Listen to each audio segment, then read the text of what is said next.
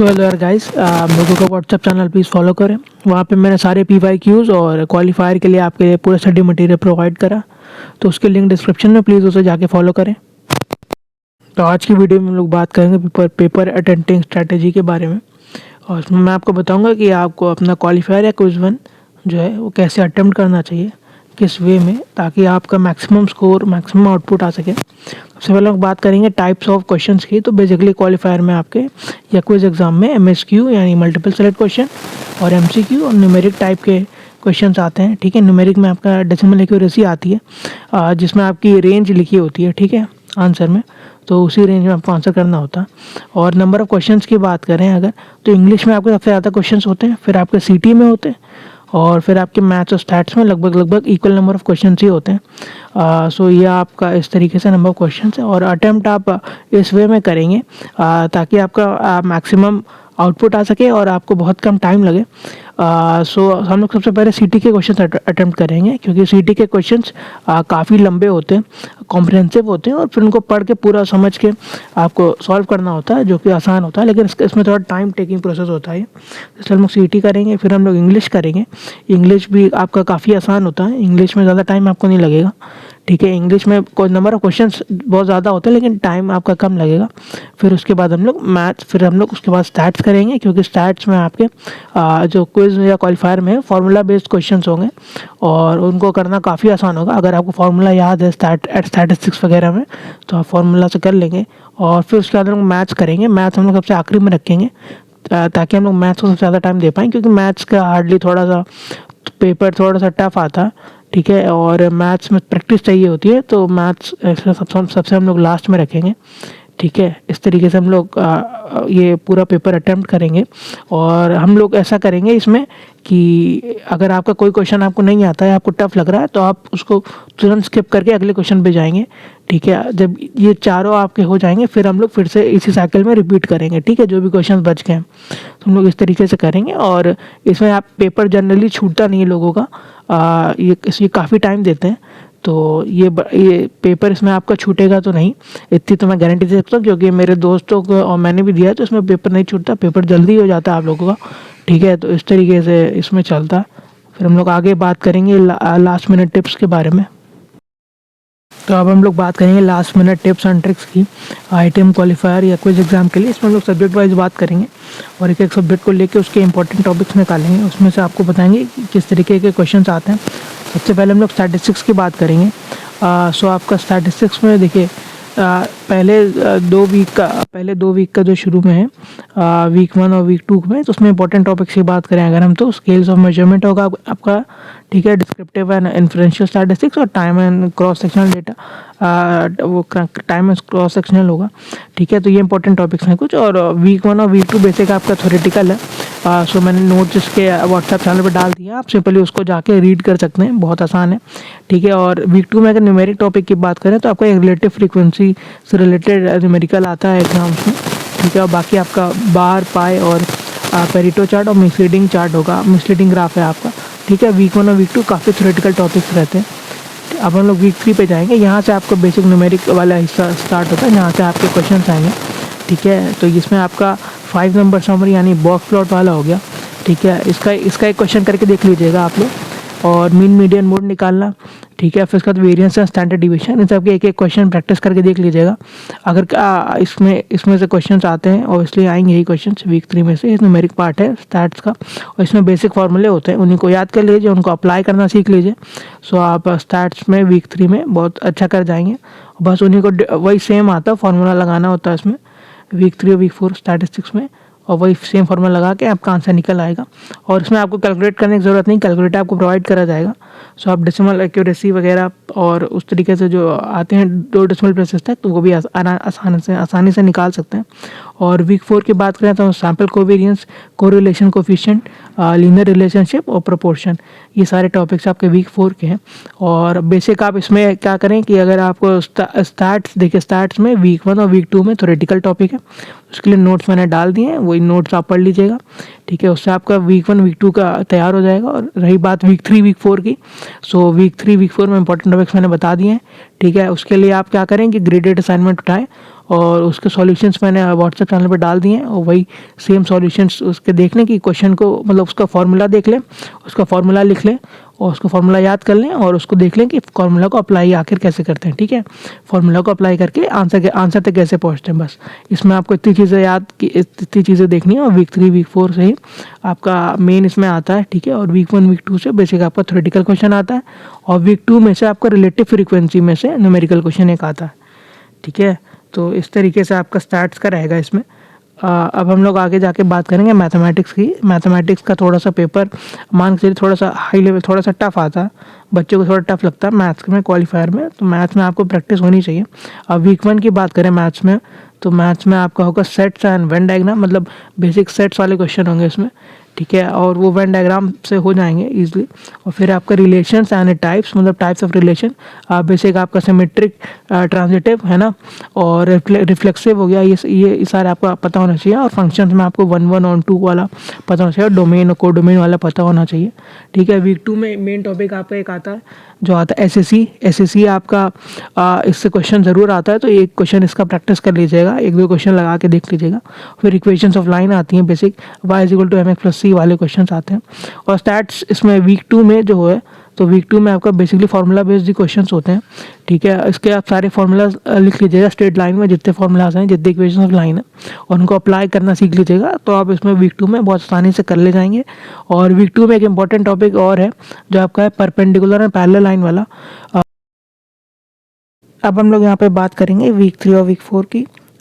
तो बेसिकली आपका वीक 3 में जो इम्पोर्टेंट टॉपिक्स हैं वो है क्वाड्रेटिक इक्वेशन सॉल्व करना। ठीक है, श्रीधराचार्य लगा के, या तो वही क्वाड्रेटिक फार्मूला लगा के, और axis and vertex of a quadratic parabola का। ठीक है, और वीक 4 में आपके जो इंपॉर्टेंट टॉपिक्स है इसमें से वो है polynomial function, graph, turning point, increasing और डिक्रीजिंग, मतलब बेसिकली आपको ग्राफ प्लॉट करना है पॉलिनोमियल फंक्शन में, और उसमें टर्निंग पॉइंट और इंक्रीजिंग और डिक्रीजिंग फंक्शन बताना है। ठीक है, और उसके बाद वीक 4 में और इम्पोर्टेंट टॉपिक्स में जीरोज ऑफ पॉलिनोमियल और सॉल्विंग पॉलिनोमियल फंक्शन और पॉलिनोमियल क्लासिफिकेशन। सो वीक 3 और वीक 4 में आप मैथ्स में ग्रेडेड असाइनमेंट और प्रैक्टिस असाइनमेंट लगा लेंगे। ठीक है, और उससे आपको काफ़ी आइडिया मिल जाएगा और काफ़ी तरीके के क्वेश्चंस का आइडिया मिलेगा। तो मैथ्स में वीक 3 और वीक 4 में बेसिक आपके प्रैक्टिस होगी, और इसमें बहुत सारे टाइप के क्वेश्चंस आते हैं। ठीक है, तो आप जितनी प्रैक्टिस करेंगे उतना अच्छा रहेगा आपके लिए। ठीक है, मैथ्स में खासकर।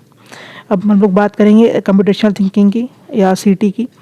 सो सीटी में बेसिक आपका देखिए इंग्लिश आपको आनी चाहिए। ठीक है, और इसमें इंग्लिश आपको समझ में, आप बेसिक लॉजिक लगा के आप सीटी के क्वेश्चंस बहुत आसानी से सॉल्व कर सकते हैं। जैसे कि ये क्वेश्चन अभी देखिए मैं दिखाऊंगा आपको। अब इसमें बेसिक क्वेश्चन देखते हैं हम लोग। क्वेश्चन कह रहा है the following pseudo code is executed using the scores data set, what will count represent eight the end of the execution. तो इसमें सूडो कोड आपको दिया है। ठीक है, स्कोर डेटा सेट यूज़ करके, और आपको काउंट बताना है, काउंट का रिप्रेजेंट करता है eight the end of the execution of that code. ठीक है, तो ये बहुत सिंपल सा क्वेश्चन है, इसमें आपको स्कोर डेटा सेट देखने की भी ज़रूरत नहीं है।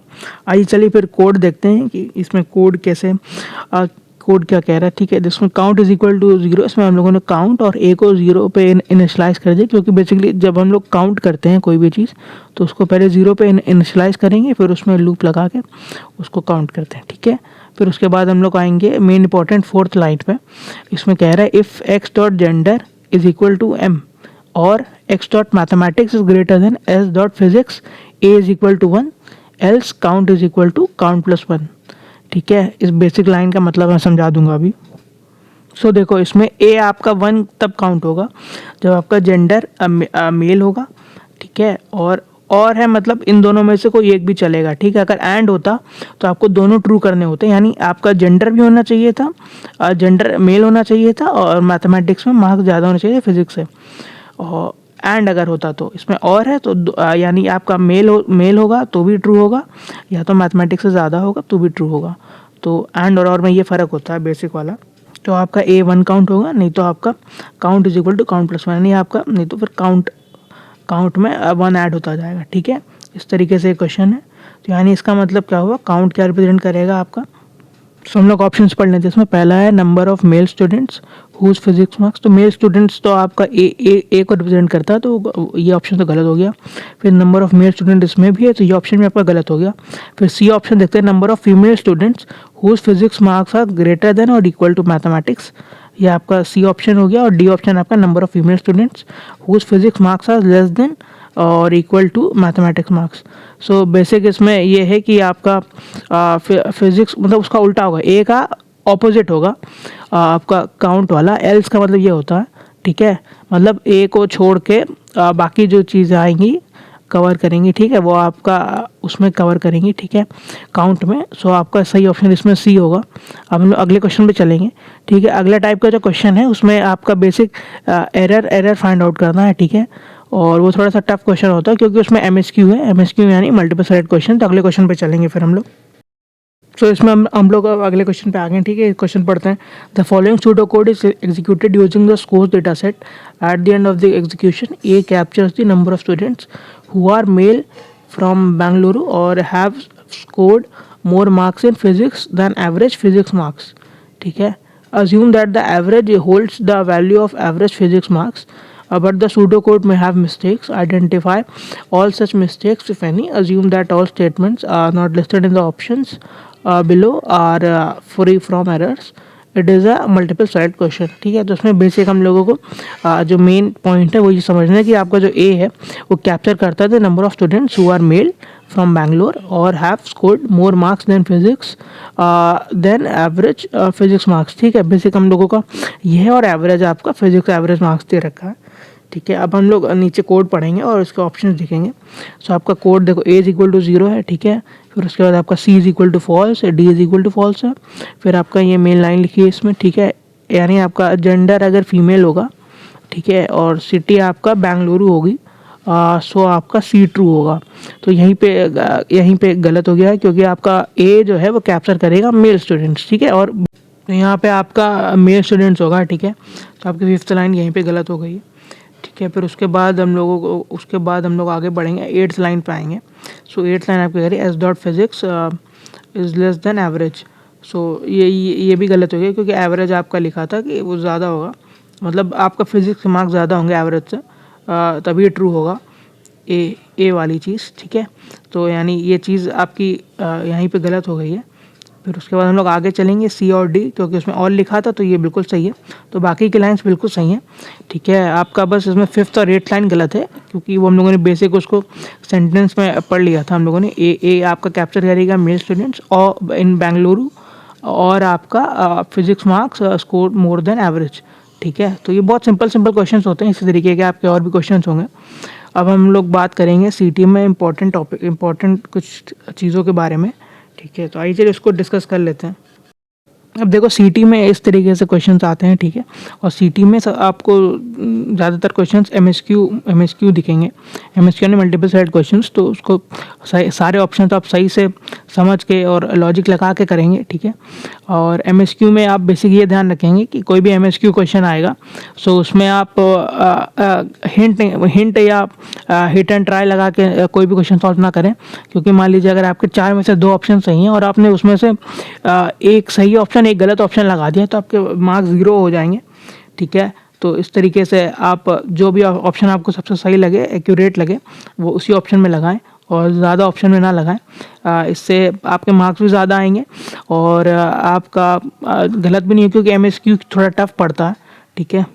फिर इसमें आप एरर वाले जो क्वेश्चंस हैं, जितने प्रीवियस ईयर मैंने कुछ पेपर्स दिए हैं उसकी प्रैक्टिस कर लें और लॉन्ग कॉम्प्रिहेंसिव क्वेश्चंस की प्रैक्टिस कर लें इसमें, जिसमें काफ़ी लंबे पैसेजेस, मतलब काफ़ी लंबा क्वेश्चन होता है, ठीक है। उस तरह के क्वेश्चन टफ पड़ते हैं और इसमें फिल द कोड वाले क्वेश्चन भी प्रैक्टिस कर लें, ठीक है। अब हम लोग इंग्लिश की बात करेंगे। तो बेसिक देखिए, इंग्लिश का पेपर जो होता है काफ़ी सिंपल होता है, बस इसमें नंबर ऑफ क्वेश्चंस हाई होते हैं और इस वजह से थोड़ा सा पेपर लेंदी लगेगा देखने में, लेकिन इंग्लिश का क्वेश्चन काफ़ी आसान होते हैं। और इंग्लिश के लिए मैं यही कहूँगा आप प्रीवियस का ग्रेडेड असाइनमेंट के क्वेश्चन सॉल्व कर लें, ठीक है। सो तब तक के लिए okay bye, thank you for watching. और इसी तरीके से वीडियोज़ और भी आती रहेंगी। और क्वालिफायर एग्ज़ाम के लिए आप सभी को ऑल द बेस्ट, ठीक है। आप सबका एग्ज़ाम बढ़िया जाएगा, क्वालिफायर या क्विज़ 1 एग्ज़ाम, ठीक है। तो तब तक के लिए okay bye, thank you for watching. और चैनल को और इस वीडियो को लाइक करें, शेयर करें, सब्सक्राइब करें चैनल, और कमेंट करें अगर आपको इस वीडियो में कोई भी पार्ट अच्छा लगा हो।